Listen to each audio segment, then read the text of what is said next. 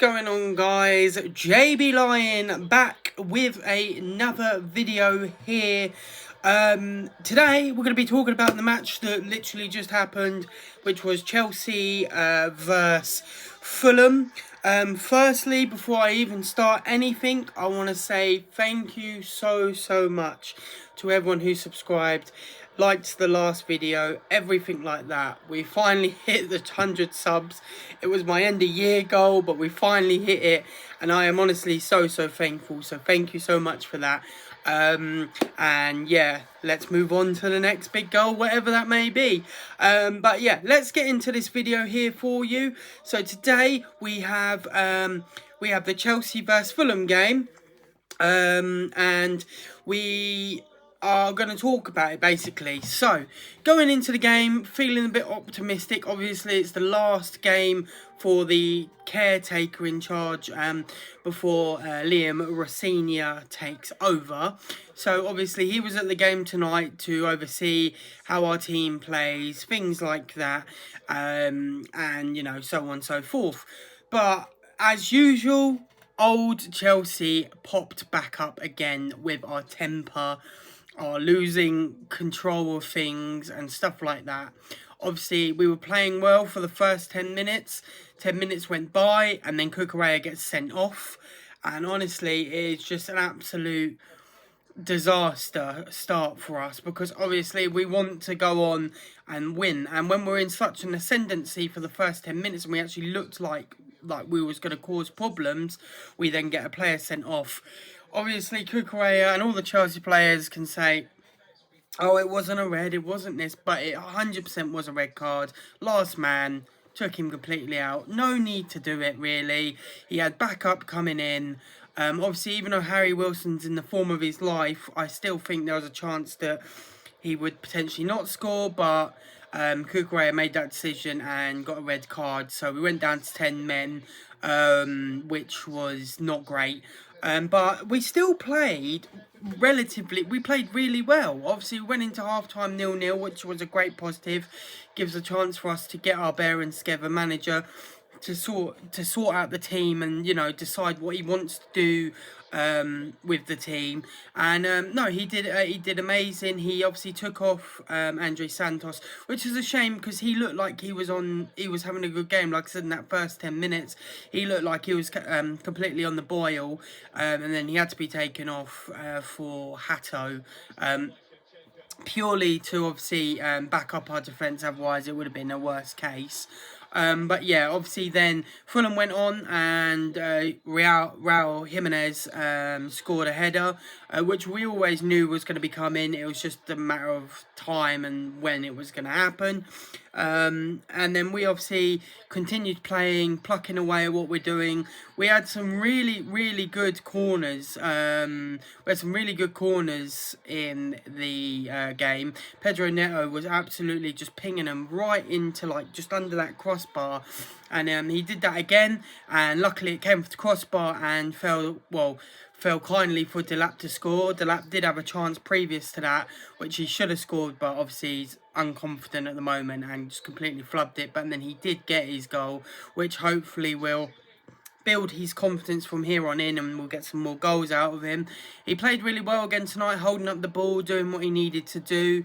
Obviously tonight was, like I say, a night for people to showcase what they could do. It's just a shame that we went down to 10 men and the players, not everyone could get on to showcase Liam Rosenior what they could do, but that's what training's for as well.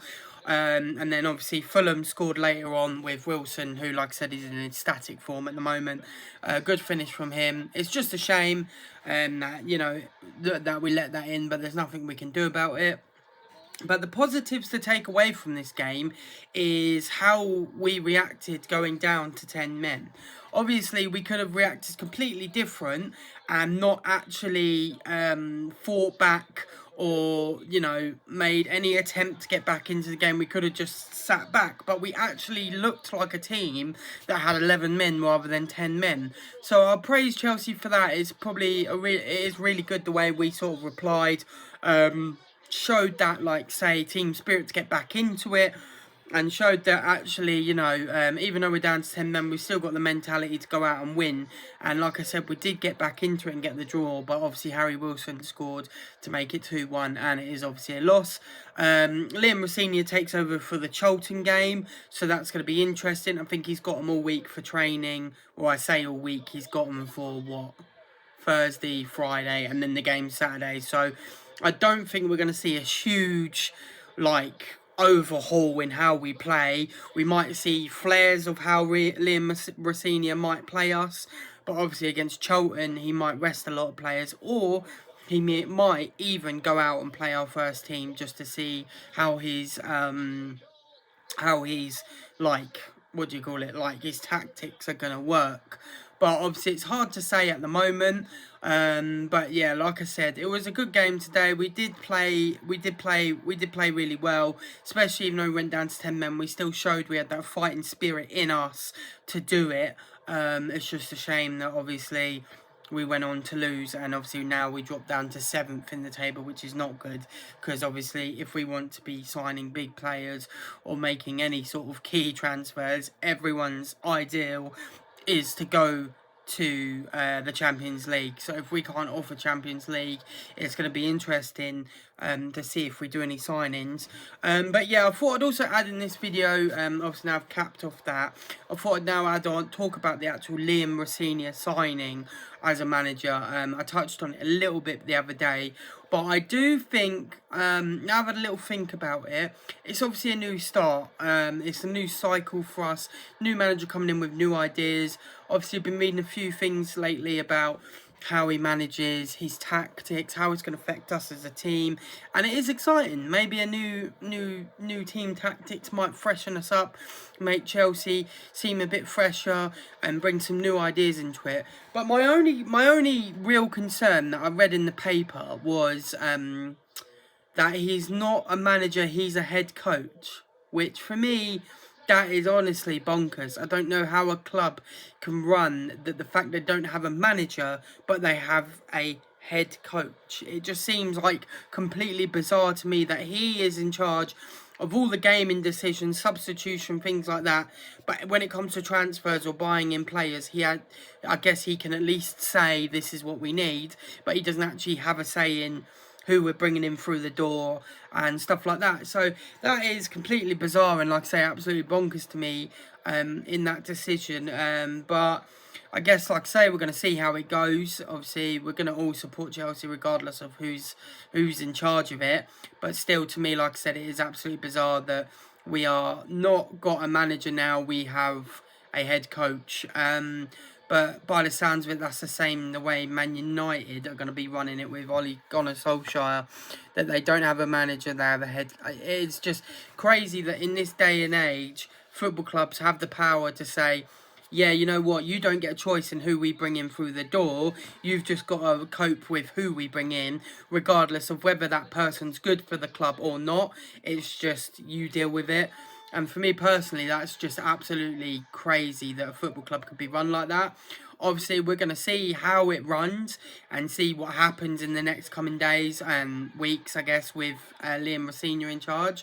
It is going to be good to see, like I say, some new ideas through the door, but we can only wait and see, and only time will tell. But yes, thank you so much for watching. Like I said earlier, thank you so much to everyone who subscribed and got me to that 100 subs. I really do appreciate it from the bottom of my heart. And like I always say, if you're new around here, hit the like button. If you're brand new around here, then hit the sub button. And yeah, let's make it to our next goal, whatever that may be. Like I always say, not Play Hero, that's my old name. I've been JB Lion. Thank you so much for watching, and I'll see you dudes, you dudettes in all the next video. Peace, guys.